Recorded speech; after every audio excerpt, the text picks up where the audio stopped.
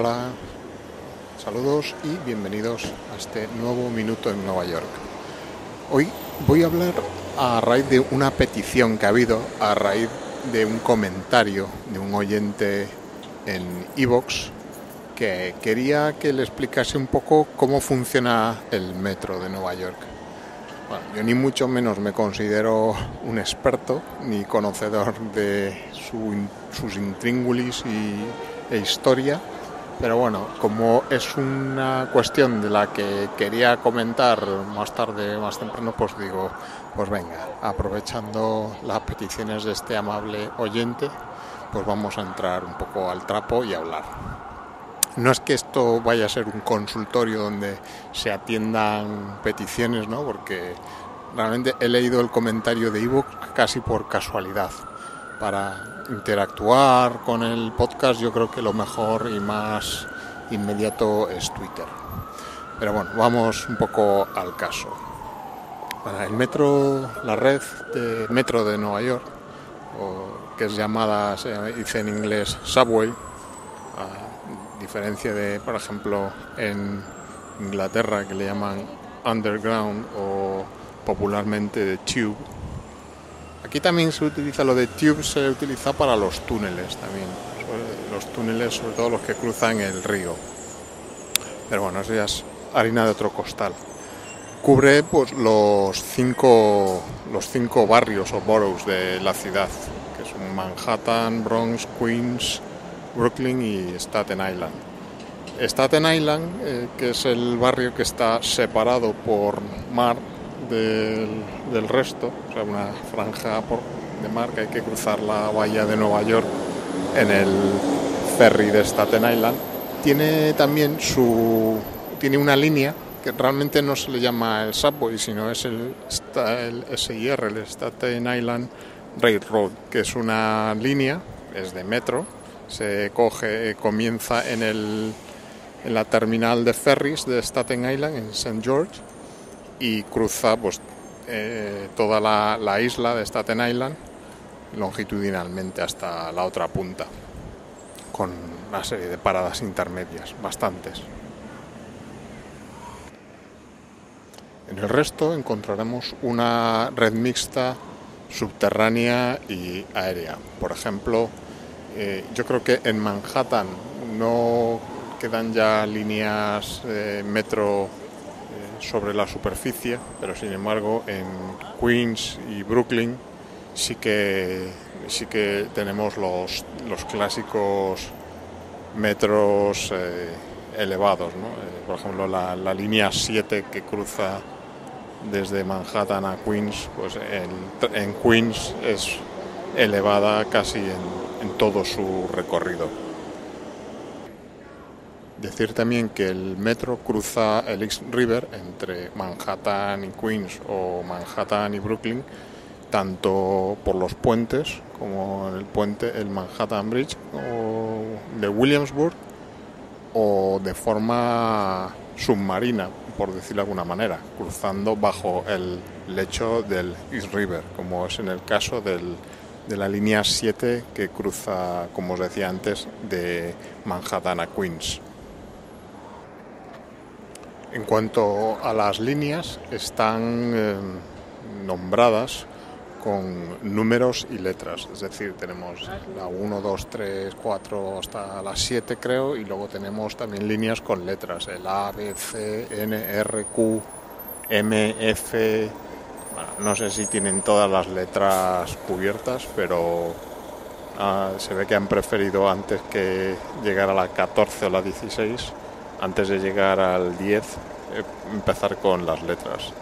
No están diferenciadas todas las líneas por color, sino que se agrupan en colores dependiendo del recorrido que hagan. Que esto es una cosa muy distinta a los sistemas de metro, por ejemplo, de Madrid o Barcelona, que son los que yo más conozco, ¿no? Y que básicamente funcionan de forma igual.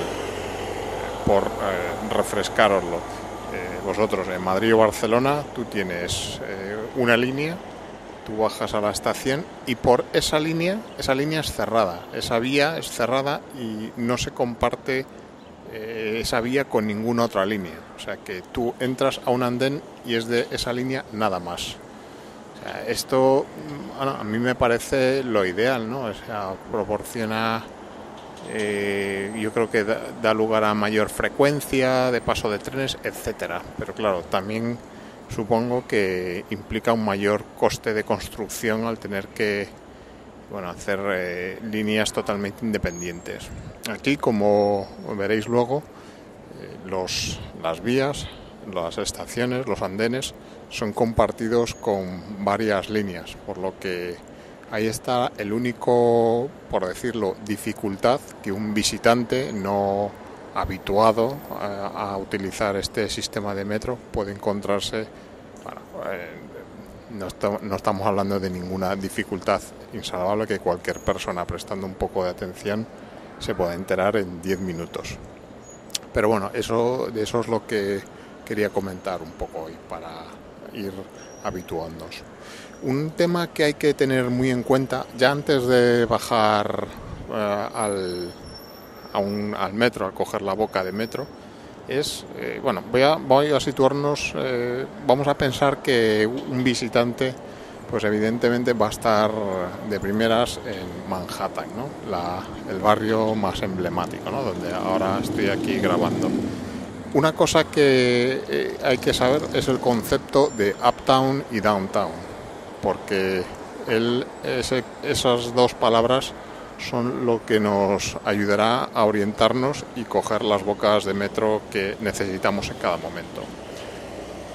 Uptown y downtown significan, downtown se refiere a la parte baja de Manhattan, es decir, el extremo sur o suroeste puede ser, y el uptown es el extremo norte, es decir, por poner un ejemplo, si la zona de World Trade Center, toda esta es downtown,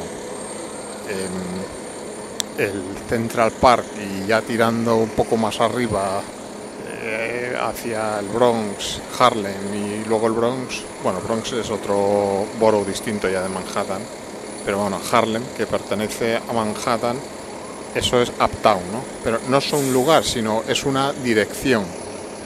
Dirección uptown o dirección downtown.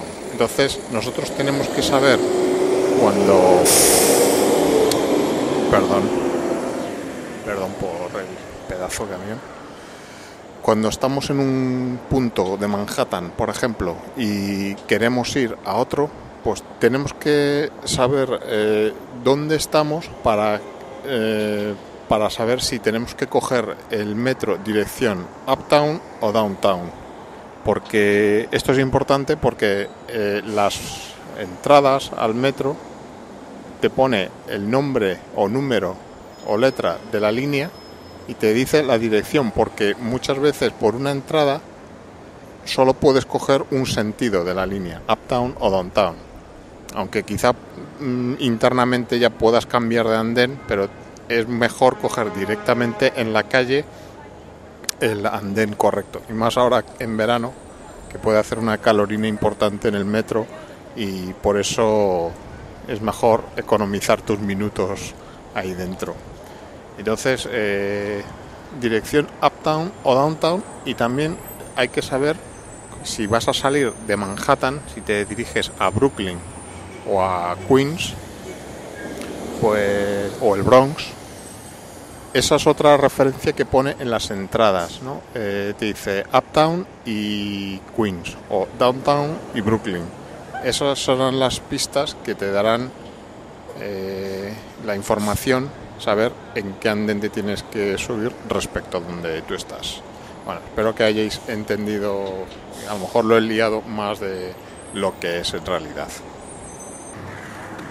Bueno, pues visto ya estos pasos previos, vámonos para dentro del metro.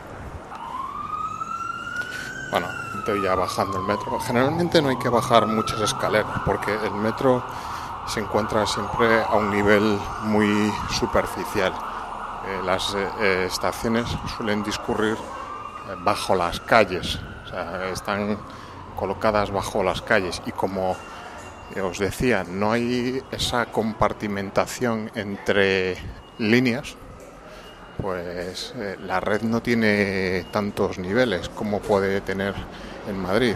Aquellos que sois de Madrid, imaginaros,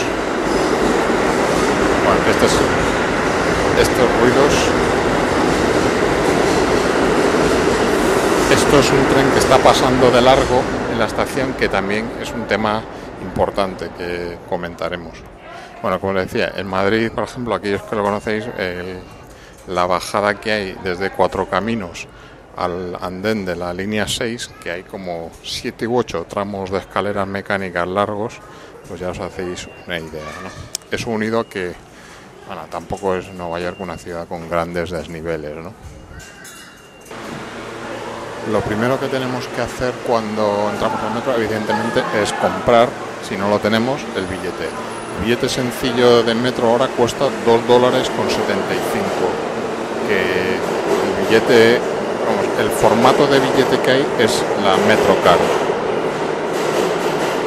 La MetroCard es una tarjetita de cartón, bastante cutre, la verdad, cartón con una banda magnética, que es el formato del billete, tanto para los billetes sencillos como para los abonos mensuales, semanales que existen.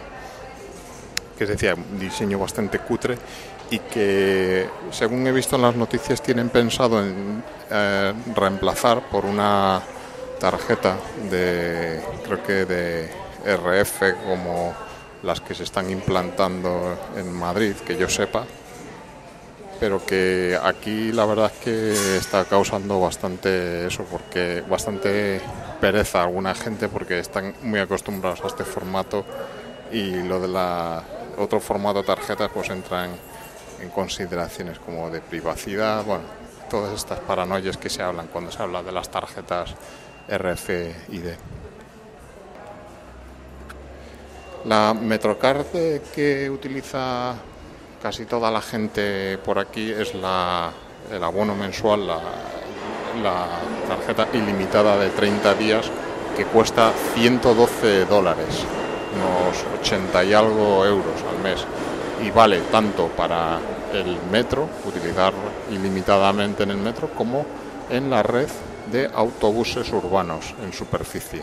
También es ya otro tema del que no os voy a hablar, pero que también a veces está bien usarlos. Para el turista que va a estar aquí una semana, hay una MetroCard de 7 días, también de viajes ilimitados, por $29. Bueno, creo que estos son tarifas antiguas, creo que un poco más de $29, así que podéis haceros un poco la planificación de metro para saber cuál os compensa. En cualquier caso, también puedes tener una MetroCard sin ninguna tarifa plana, ni de una semana, de un mes, e ir recargándole viajes. Y creo que hay una bonificación por cada $10 que cargas, te dan uno más. Entonces tienes ahí en tu tarjeta MetroCard un saldo y te va descontando de ellos. Creo que el descuento es fijo, de $2,75, vayas a donde vayas, no hay por zonas. El metro veréis que tiene pues ese aspecto singular, ¿no?, de estaciones sostenidas por pilares metálicos roblonados. Se ve ya vetusto, las estaciones con azulejos. Eso es parte de su encanto, y bueno, que a veces es un poco cutre. No encontraréis una uniformidad, digamos, estética en la red, ya que se renuncia a eso. Cada estación tiene su propia forma de rotularse. Algunas pues hacen referencia al carácter del barrio donde están ubicadas. En otras hay pues expresiones artísticas de algún tipo, etcétera, etcétera. Otra cosa que fastidia bastante también es que la cobertura de telefonía móvil no es completa en todas las estaciones. Ya no estoy hablando de cobertura en los túneles, que esa ya no os la esperéis. A ver, si estáis acostumbrados a Madrid, donde en casi todos los túneles, por lo menos los más importantes, hay cobertura de telefonía móvil, ya no hablo de las estaciones, que lo doy por hecho, aquí nada de nada. Te venden como gran logro pues que la mayoría ya tienen cobertura en los andenes. De hecho, ahora mismo estoy aquí debajo de una de estas antenas de telefonía móvil que hay en el andén. Pero todavía quedan muchas donde no tienes cobertura para nada, de ninguna compañía.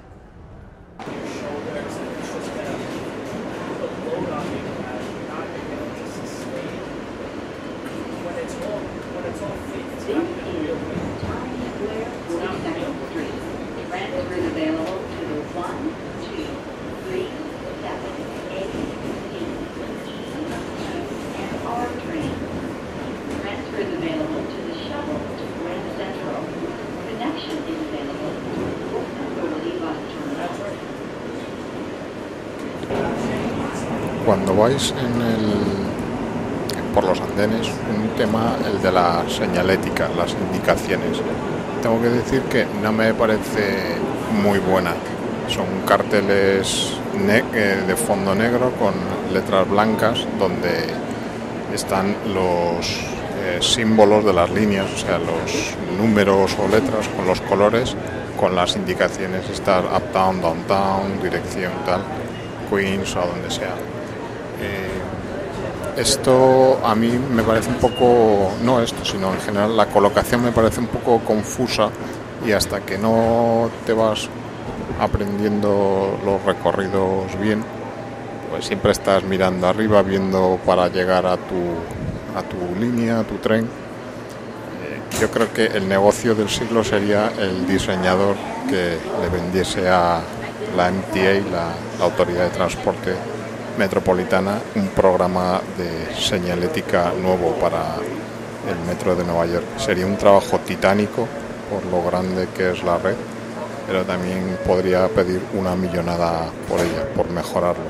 Así que si sois diseñadores gráficos y os interesa el tema de la señalética, me propondría ofrecérselo o estar atento por si sacan alguna oferta, porque sería una obra faraónica. También tenéis que estar muy atentos a esta señalética una vez estáis en el andén, porque no siempre, pero suelen ser andenes que están situados en el medio de dos vías y tenéis que fijaros arriba.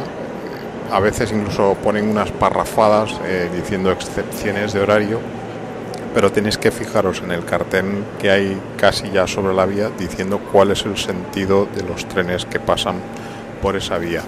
Y como os decía, esas excepciones que puede haber y todas las líneas, como el que ya os estoy diciendo que por esa vía pueden pasar dos líneas. Y el hecho de que líneas compartan vías y andenes es, por un lado, puede ser lioso en algún caso, pero tiene la ventaja de que pueden darse casos de que un transbordo de una línea a otra, como en este momento, como estoy haciendo yo, consista básicamente en bajarse de un tren, cruzar los 6 metros de andén y subirte en otro tren. Si tienes la suerte de que coincidan, pues haces un transbordo de líneas en menos de 10 segundos. Y ahora hablar de lo que es la cosa más interesante que tiene el metro, que es los trenes express y la diferencia entre local y express. ¿Qué es eso? Pues en algunas líneas, en algunos tramos de líneas, podremos ver que las vías están duplicadas, es decir, que tenemos dos vías en cada sentido. Estas vías pueden estar bien a un mismo nivel, donde veremos en una estación cuatro vías, pero En otras están, por ejemplo, como en este caso, que estamos en una estación elevada sobre la calle, hay 2 y 2 vías en distintos niveles. Bueno, nosotros esos tramos de líneas donde están duplicadas, encontraremos trenes locales y trenes express. ¿Qué significa locales? Locales significa que parará en todas las estaciones intermedias de ese tramo, y express significa que parará solo en las principales, es decir, se saltará muchas paradas, con el consiguiente ahorro de tiempo para el que le coincida el hacer ese trayecto, ¿no?, que hace el tren express. ¿Cómo los distinguimos? Aparte de los anuncios que se dan por la megafonía, el símbolo que veremos tanto en los trenes, no en todos, depende del modelo, como en el mapa del metro, es el círculo para trenes y paradas de tipo local, y el rombo, o no es un rombo, es un cuadrado que está girado 45 grados en color rojo en los trenes, que indica que es express, que es decir, parará solo en esas paradas que son, digamos, como de más categoría, no categoría, sino que consideradas como más importantes y que más gente va a utilizar, y para ahorrarles tiempo entre ellas. ¿Qué provoca esto? Bueno, pues que por las mañanas yo, por ejemplo, cojo el tren en una parada donde paran trenes locales y express, entonces podemos estar en un andén donde pasan 2 vías en el mismo sentido, entonces tú estás esperando a ver cuál viene primero, y entonces ves que te viene un tren local, que viene, pues no suele venir muy petado de gente, pero ves que un poco atrás viene el express, dice, pues ya me espero al express. Pero generalmente, claro, todo el mundo sabe esto y el express viene bastante petado de gente. Entonces, bueno, pues tienes que decidir qué hago. ¿Voy más apretado en el express, ahorro tiempo, o me cojo el local que va menos gente y tal?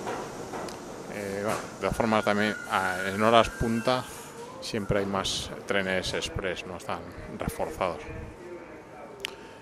Bueno, esa es la cosa que hay entre local y express. Entonces tenéis que fijaros bien cuando a la parada que queréis ver, a la que queréis ir, si es de tipo donde van a parar los trenes express, para que si pasa un express no lo cojáis, o si lo cojáis sepáis que luego vais a tener que retroceder en un local. Esa es la cosa más interesante del metro, que si consigues moverte con trenes express, ahorras muchísimo, porque puedes hacer un desplazamiento larguísimo en la red, pues con apenas 2-3 paradas.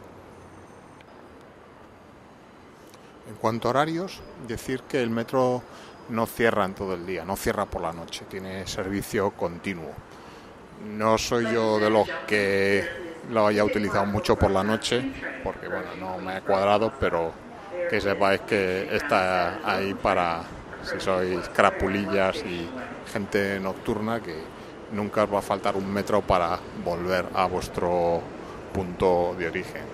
También os diría, cuidadito, porque si bien os decía que, bueno, a mí me parece relativamente seguro, por lo menos en sus zonas más significativas, ¿no?, Manhattan y tal, cuidado también de no meterte solo de madrugada en el metro en el Bronx o en una zona alejada de Brooklyn o tal, ¿no?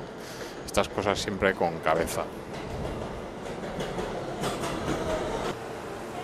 Una vez ya vamos dentro del tren, pues nada, ahí ya como siempre vamos viendo la parada por la que va. A veces desde la ventana, si el tren no tiene indicador interno de la parada la que va, si es un modelo un poco más antiguo, el verlo por la ventana al llegar a la estación puede ser un poco difícil, porque ya os digo que no hay una señalética de carteles súper repetida en las estaciones, entonces hay que buscar un poco. Los trenes, cosa que se agradece ahora en verano, llevan el aire acondicionado bastante fuerte además, pero es que es algo necesario, porque en las estaciones en verano, no puedo decir que ahora haga mucho calor, porque estamos teniendo un mes de julio bastante agradable, muy fresquito, y es una temperatura ideal, ¿no? No está haciendo un calor, pero preveo que en agosto, que es cuando viene más gente, las estaciones se ponen súper caldeadas, y se agradece realmente el tema de que los vagones vayan refrigerados. Parece que es como meterte en la UBI, te vuelve a dar la vida. Algo a lo que hay que estar atentos a los avisos de cambios en el servicio. Por ejemplo, ahora en verano está habiendo muchos cambios en el servicio, en el sentido de que aprovechan para hacer obras de renovación en las líneas. Generalmente las concentran o bien por las noches o el fin de semana. Entonces los fines de semana hay que estar muy atento, sobre todo los fines de semana, de alteraciones en los servicios. Te pueden decir pues que entras y ves en el andén un cartel, dice, donde por ejemplo tenía que pasar el N, y te dice, este fin de semana no va a pasar por aquí ningún N con dirección a Manhattan o a donde sea. Entonces hay que estar muy atentos a eso. Os diré que esa información suele estar perfectamente en español en el metro. La información está generalmente de forma bilingüe, inglés-español, en el metro, o preguntadle a algún empleado, que cuando hay ese tipo de circunstancias suelen poner empleados de la compañía en los andenes informando a la gente, y yo puedo decir que me parecen bastante amables todas las veces que les he preguntado.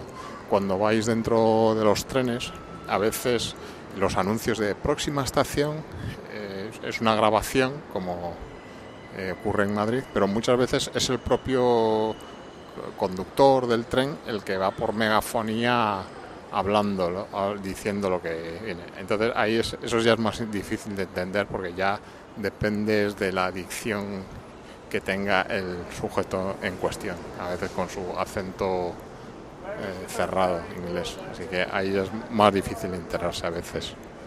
Pero bueno, eso, que sobre todo atento a los carteles que cuelgan, sobre todo ahora en verano, que es cuando va a haber más obras y cortes por renovación de líneas.